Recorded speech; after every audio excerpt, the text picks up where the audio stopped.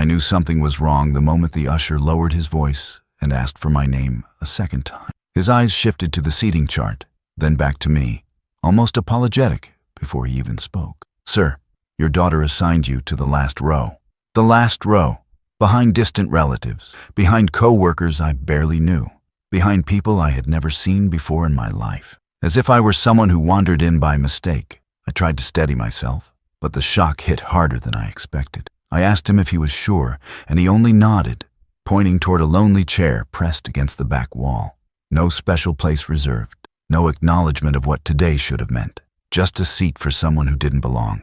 When I walked past the rows, I saw her, my daughter, my only child. She was adjusting her dress while speaking warmly to her fiancé's mother. She smiled at her, touched her arm gently, and leaned in close. But when her eyes flickered toward me, even for a second, she looked straight through me, like a stranger passing by on the street. She turned away before I could lift my hand in a small greeting. I sat down slowly, feeling the distance more than the wood of the chair beneath me. From where I was placed, she was just a shape on the stage, blurred by the space she had put between us long before this day. Then I heard it, her voice drifting across the aisle as she spoke to the coordinator. "I don't want strangers up front. Please keep it to immediate family." Strangers, and she said it so easily, so casually, as if the word had never meant me. My chest tightened, not from anger, but from something far heavier. I looked to the front rows and saw her fiancé's family filling them comfortably. Parents, siblings, even distant cousins. People who had known her for a handful of years now sat where her father should have been. A few relatives glanced back at me. They knew where I was supposed to be. They knew the history, the years, the sacrifices, but one by one, they looked away. No one intervened. No one asked questions. Silence became their way of staying out of it. The room buzzed with soft music and small talk, but none of it touched me. I felt suspended in a place between being invited and being dismissed, like my presence mattered only as a technicality. As the ceremony music began, it finally settled in. This wasn't an accident. It wasn't a misunderstanding. She had chosen this. She wanted distance. She wanted separation from the man who raised her. And I sat there in the last row, understanding for the first time that my daughter didn't just move on with her life. She had rewritten where I stood in it. What would you feel if your own child pretended you weren't there? The months before the wedding felt like a slow drift into a world where my own home didn't quite belong to me anymore. It started subtly, almost gently, with my daughter dropping by more often. At first, I thought she was making time for me. I tried to believe she wanted to rebuild something between us, but the tone of her visits shifted almost immediately. She didn't sit down. She didn't ask how I was doing. She just walked through the house like an inspector taking notes. "Dad, you really shouldn't leave dishes in the sink. You ought to wake up earlier. You should keep the blinds open so you don't trip." Every sentence sounded like a correction, not a conversation. And the more she talked, the more I felt her patience thinning for reasons I couldn't understand. One afternoon, I came into the living room and found her moving my things. Books stacked differently, pictures shifted across the table, medicine bottles arranged by color. When I asked why, she didn't even pause. "It's for safety, Dad. You're not as quick as you used to be." Her voice wasn't cruel, but it was cold, firm, final. She didn't ask if I wanted anything changed. She acted like it was her decision alone. Then I began hearing from relatives. A cousin called and asked if I was managing all right. An aunt asked if I needed help keeping track of errands. I told them I was fine, but their voices sounded uncertain. Whatever my daughter was telling them, it painted a picture I had never given her permission to share. That phrase, more structure these days, seemed to travel through the family like a quiet warning. Soon after, she started screening my calls. I didn't even know at first. She would pick up my phone when she visited, swipe the screen and say, "I'll call them back later. You don't need interruptions." It wasn't said with care. It was said with authority, as if my life needed filtering. One day she brought her partner with her, a man I barely knew. She introduced him as someone who helps older adults get organized, as if I were one of his clients, waiting to be evaluated. He walked through my kitchen, looked at my mail pile, and made a note on his phone. I felt a quiet dread settle in as I watched him. They weren't checking on me. They were assessing me. That's when I noticed the mail. A bill arrived, weeks late. Another envelope had clearly been opened and taped shut. A statement never came at all. At first, I blamed the post office, but somewhere deep inside, I knew the timing wasn't random. Something was shifting behind the scenes. By the time she left that day, straightening a stack of papers on her way out, it finally hit me. I wasn't being visited, I was being managed. And in her eyes, I was no longer a father, just a responsibility she had already decided to take control of. The first envelope didn't seem unusual at all. A bank logo, my name printed cleanly across the front, the kind of mail I'd opened 1,000 times without thinking. But when I unfolded the notice, a strange tightness formed in my chest. It was a confirmation letter for a policy update, something about new account preferences and digital access changes. I hadn't requested any updates. I hadn't even spoken to anyone at the bank in months. I told myself it had to be a clerical error, a simple mix-up. But before I could put the thought away, another letter arrived the following week. This one from my insurance provider, thanking me for reviewing and confirming new beneficiary information. That one stopped me cold. I hadn't touched anything involving beneficiaries since my wife passed. When I asked my daughter about it, she barely paused. "Dad, we talked about this months ago. You said it was fine. You probably just forgot." The certainty in her voice didn't match anything in my memory, and the way she emphasized "forgot" felt like a quiet warning, a reminder of the story she had been shaping around me. The unease followed me into the next morning. I went to grab my checkbook from the hallway drawer, the one I always kept unlocked, but it wouldn't open. A small latch I had never touched was sealed tight. I knew I hadn't locked it. When I finally managed to get it open with a flat tool, the checkbook was gone, only dust and old envelopes sitting where it should have been. Later that week, her partner came by with her. He didn't say much at first, but when my daughter stepped into the kitchen, he lowered his voice and asked, "Do you have any retirement accounts outside your main bank? Any investments we should be aware of as you get older?" It wasn't curiosity, it was calculation.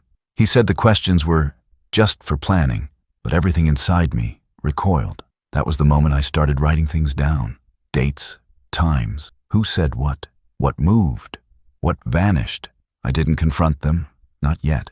I didn't want them to know I had noticed. But once I began documenting, the pattern became clearer. Small discrepancies in balances, a payment I didn't remember scheduling, an account summary that showed a digital login I had never made. None of it was large enough to prove wrongdoing, but it was enough to disturb the ground beneath my feet. By the time the third unexplained notice arrived, another confirmation of changes I had never discussed, the truth settled into me with a sharp sting. These weren't mistakes, these weren't accidents, and they weren't harmless. Someone was moving pieces around in my financial life, and every sign pointed to my own daughter preparing a place for herself in decisions I had never given her permission to make. What would you think if documents appeared with your name, but not your memory?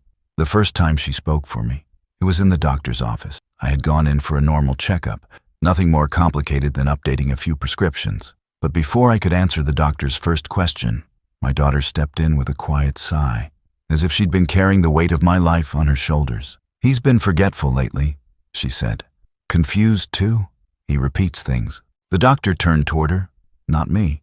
His pen hovered over the chart while I sat there, stunned. I tried to speak, but her hand brushed my arm lightly, an instruction to stay quiet, dressed up as concern. On the way home, I logged into my medical portal to review the notes from the visit, but the password didn't work. When I clicked reset, a message popped up saying the account was no longer accessible from this device. I had only ever used this device. Later that week, a stack of papers appeared on my kitchen table, thin forms with clean lines and vague headings like safety planning and future care preferences. But when I read the fine print, the language was almost identical to the wording used in power of attorney documents. When I asked her about it, she smiled in a way that wasn't a smile at all. "It's just in case something happens," she said. "You don't want to make things hard for us later." Appointments began shifting without warning. I would mark a date on the calendar, only to find out it had been rescheduled the day before. Sometimes I learned after the appointment had already passed.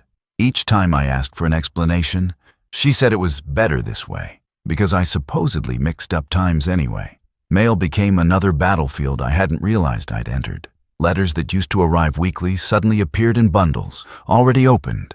Edges softened as though they had traveled through someone else's hands before reaching mine. When I asked why things were delayed, she said the postal service had been unreliable. Her eyes didn't match her words. Slowly, I began to shrink inside my own life. I started pausing before speaking, weighing every sentence. I didn't want to give her any more ammunition. A misplaced word, a forgotten detail. Anything could be turned into another piece of evidence. I found myself rehearsing simple conversations in my head before making them out loud.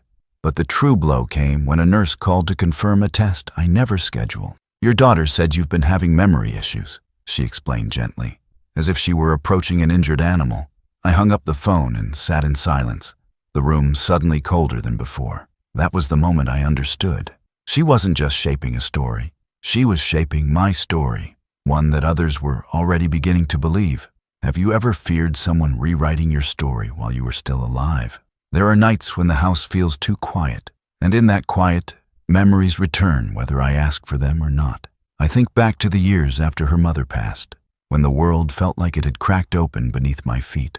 I remember standing in the doorway of my daughter's room, watching her sleep with her small hands curled around a stuffed bear her mother had chosen. I promised myself then that she would never feel the full weight of the loss we both carried. So I worked. More than I thought a single body could. Early mornings at the factory, late evenings fixing appliances for neighbors, weekends filling shelves at a grocery store that barely paid enough to justify the hours. There were moments when exhaustion made my hands shake, but I kept going. She needed stability, and I was the only person left who could give it to her. I remember hiding my fatigue when she'd ask why I wasn't home yet.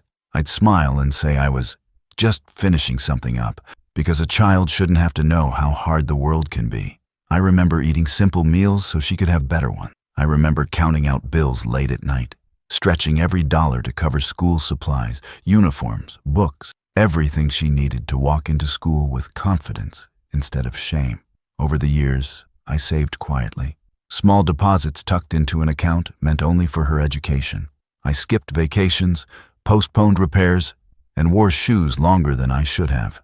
I didn't tell her about the sacrifices because I didn't want gratitude. I only wanted her life to be easier than mine, and it worked. She went to college without loans. She lived in an apartment I helped pay for. She walked into adulthood with more support than I ever dreamed of having myself. But now, hearing her call me a stranger at her wedding, seeing her place me in the last row as if I were an inconvenience instead of a father, it stung with a depth I hadn't expected. She had built her future with the very patience and endurance she now claims I lack. She stands on a foundation I carved out through sleepless nights and quiet sacrifices. Yet she holds my past against me, as if it were something to be ashamed of. As I sit with these memories, something shifts inside me. Not anger, something steadier. A quiet strength born from the truth that my life, my sacrifices, and my love are real, even if she chooses to erase them. My history doesn't need her approval to remain true. Her mother entrusted me with a legacy the day she slipped that bracelet into my hand and said, "Take care of her, no matter what." I did. And now, for the first time, I understand that taking care of that legacy may mean protecting what remains of it from our daughter herself. Tonight, I vow to do exactly that. The truth didn't come to me in one dramatic moment. It came in pieces, quiet, ordinary pieces that hid inside a stack of unopened mail sitting on the corner of my kitchen table. I had been setting envelopes aside for weeks, telling myself I would get to them when I had more energy. But something inside me finally pushed me to sit down and open every single one. The first few were harmless reminders and newsletters. Then I found a bank statement from an account I barely used. I opened it without thinking, and my breath caught halfway through the first page. There were transfers, several of them, far larger than anything I'd ever authorized. Some were labeled as automatic updates, a phrase I'd never chosen for any service. My hands felt cold as I checked the dates. They aligned almost perfectly with the days my daughter had stopped by just to help. I moved on to the next envelope, then the next. A pattern formed with painful clarity. New accounts had been opened under my name. Old ones had unfamiliar transactions. Insurance documents listed updated beneficiaries I never approved. Each paper I unfolded tightened something in my chest. Then I saw a name I had only heard casually. My daughter's partner. His name appeared beside linked activity, as if he had been granted permission to move funds or make changes. I knew without question I had never given him that authority. He had always shown too much curiosity about what I earned, how much I saved, what my home was worth. I used to excuse it as awkward conversation, but now it felt deliberate. The timeline was impossible to ignore. Every strange withdrawal, every new account, every policy change. They all happened within a day or two of their visits. It was as if they walked through my door with smiles and left with pieces of my life I didn't notice missing until now. The next morning, I went to the bank. I didn't call ahead or tell anyone I was coming. I just walked in, carrying a folder full of statements that no longer felt like mine. The manager, a calm woman with tired eyes, invited me to sit. I laid the papers out in front of her and pointed to the inconsistencies one by one. I didn't embellish anything. I didn't accuse. I simply stated what I had found. She listened without interrupting. Then she walked me through each document with a seriousness that told me I wasn't imagining any of it. She flagged several transactions as unusual and others as potentially exploitative. When she said those words out loud, something inside me shifted. Not fear this time, but clarity. I wasn't losing my memory. I wasn't confused. Someone was taking advantage of me. By the end of our meeting, she informed me the bank would begin a formal internal investigation. She promised they would review every action taken on my accounts and determine who had access, who had authorization, and whether any fraud had occurred. As I left the branch, I felt the weight of betrayal settle, but I also felt something steadier beneath it, a quiet resolve I hadn't felt in years. I didn't raise my voice when I asked her to come over. I didn't tell her what the meeting was about. I simply said we needed to talk. And for the first time in months, she arrived without pretending she was doing me a favor. She walked into my living room with her partner just a step behind her, both wearing the same patient smiles they always used when they believed they were in control. I had already laid the documents on the table. Statements, timelines, copies of transactions, and notes in my own handwriting. When she saw them, her expression shifted, but only for a second. Then she crossed her arms and said, "Dad, what is all this supposed to be?" I told her calmly. I explained every date, every transfer, every unauthorized change. I walked her through the pattern I had discovered, how every suspicious action aligned with her visits. I didn't accuse, I didn't attack. I let the facts speak, because for once, they were louder than my fear. She laughed under her breath, the way someone does when they're cornered, but not ready to admit it. "You're misremembering again," she said. "We talked about these months ago. You gave permission. Maybe you forgot." I didn't argue.